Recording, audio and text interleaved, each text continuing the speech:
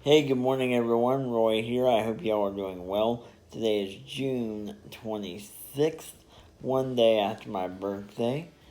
Um, I just got home from physical therapy, so I've been up bright and early this morning having a cup of coffee right now.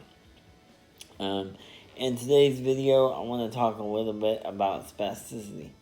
So I will see you all in a little bit, and we will have a talk about spasticity and how it affects my daily life. See you soon. Hey everyone, good afternoon. Hope you're doing well. Roy back here with you. It's been a few hours since I recorded the last footage. I got distracted with some things here around the house, but here I am to finish what we started, and that's talking about spasticity and how it affects me and my life. Now, everyone's situation may be different, but I'm giving this to you from my point of view, my perspective. Feel free to comment below, share with us your experiences, and what are some things that you do if you treat spasticity. So, if you didn't know already, I have spastic diplegia cerebral palsy. For me, my legs and my arms are affected. However, my legs are more affected than my arms. What spasticity is, basically the muscles are super tight. Think of it like a Charlie horse, but sometimes times that by 100. There are several treatments that I do to treat my spasticity and help with the pain and keep my quality of life up. So, medication-wise, treatment that I use is baclofen, which is an oral muscle relaxer pill, spelled BACLOFEN. I'm on a, moderate dose, and baclofen is, when you're on the drug, it's not something that you can just stop abruptly. If you do, you could end up in serious, life-threatening situations. So it's not something you can just stop. I use the oral pill. The baclofen pump is an option, which I'll get to that here in a little bit. So that's one thing I do. Then I do Botox injections. Botox, it's a little different than what you might think. It's not the same Botox that people get in their foreheads and then their lips, their noses, or their buttocks to take the wrinkles away. This is a Botox that is used as a muscle relaxer. And for me, I get roughly 35 injections every 3 months. The shots are very, very painful, but it's worth the 3 months of pain relief that it gives me. And then the third treatment that I do is integrative medicine. So I do massage therapy, OMT, which is a muscle manipulation type stuff. Maybe I'll do another video on that someday. And then sometimes we use CBD, edibles without the THC. Obviously, my doctors do not permit the use of THC, and I'm not willing to risk losing my physicians just to do THC. So, if you've never heard of CBD stuff, I encourage you to look it up. Maybe I'll do another video on that. Now, treating, if I could talk, treating spasticity is, for me, or a lot of us, I guess, a lot of people I know that deal with spasticity, you have to find a fine line, because in order for me to transfer, I use my spasticity. So I use that for transferring, getting in and out of bed. A lot of the things that I do require the use of my tone and my spasticity. So if we take that away, that could make my entire body limp, and I wouldn't be able to move or do anything that I needed to do on my own. So I have to be able to keep some sort of function. So it's always tricky to find the balance, which leads me to my next thing. Medical professionals have talked to me about using a baclofen pump.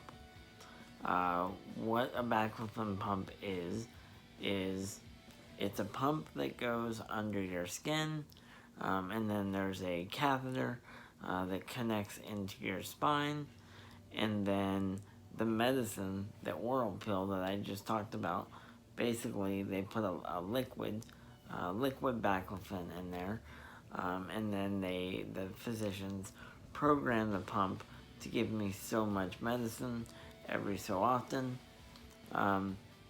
but I'm not willing and ready to go that route just yet.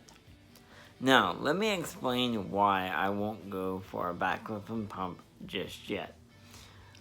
I did have a baclofen pump trial a while back, and I had a very successful trial. But I'm not ready to put a foreign object in my body that I have no control over. If something goes wrong with it, you're reliant on a medical professional to adjust it. They have to be replaced every 5 to 10 years, which means yet another surgery. If something goes wrong and the catheter gets crinkled in your spine, that's another surgery. So I'm not ready to risk that. It would also limit some of my mobility that I have now. For example, right now I can get down on the floor, I can move around, I can climb steps, I can climb in and out of my bathtub without any adaptive equipment. And a lot of that is likely to go away. And so, as long as the oral medications will work, and the Botox will work, and all the integrated medicine and massage therapies will work, that will be the way I go. Now, again, like I said before, I know people that have the pump, and it works well for them and their lifestyle. But for me, it's just not something I'm ready to do yet. But believe me, some of these doctors, they're kind of like car salesmen. They just keep coming. Let me give you this pump. Let me give you this pump. And they can keep coming, and I'm going to keep telling them the same thing. No, not yet. But if it works good for you and you have it, that's great. I'd like to know if you have a baclofen pump, what was your experience like when you first got it? Did you have trouble? Were there things that you overcame? Did you have it and then you had to have it taken out? Let me know. I'd like to know about that. Now, I will say that during COVID-19, my ability to do physical therapy at the clinic has been limited, obviously due to clinic being closed or just due to all the restrictions. But I've been blessed that my spasticity has been manageable throughout this time with medication.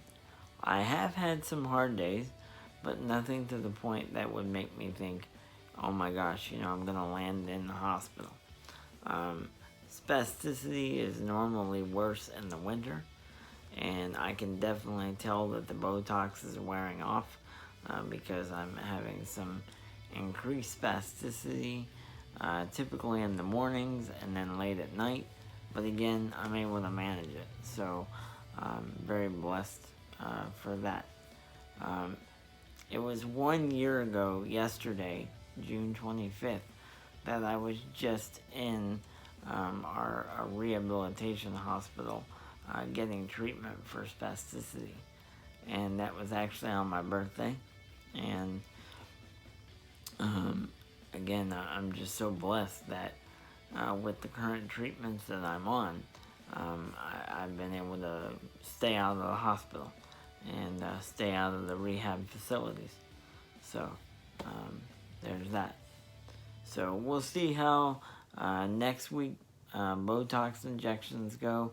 I'd love to record one of those sessions so you could see it. The problem is the legalities behind it.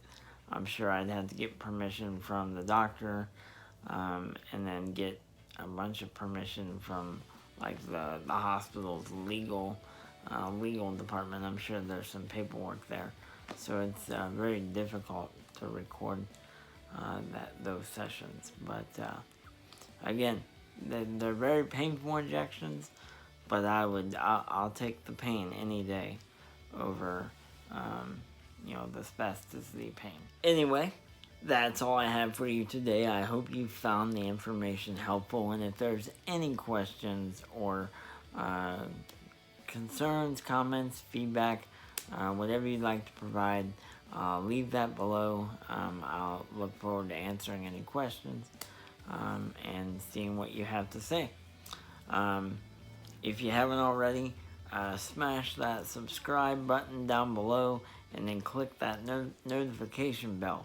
That'll let you know next time I upload new content. If you're on Facebook, check out my official Facebook page and the new disability and chronic illness support group. I'll link to both of those in the description. And until next time, take care and God bless.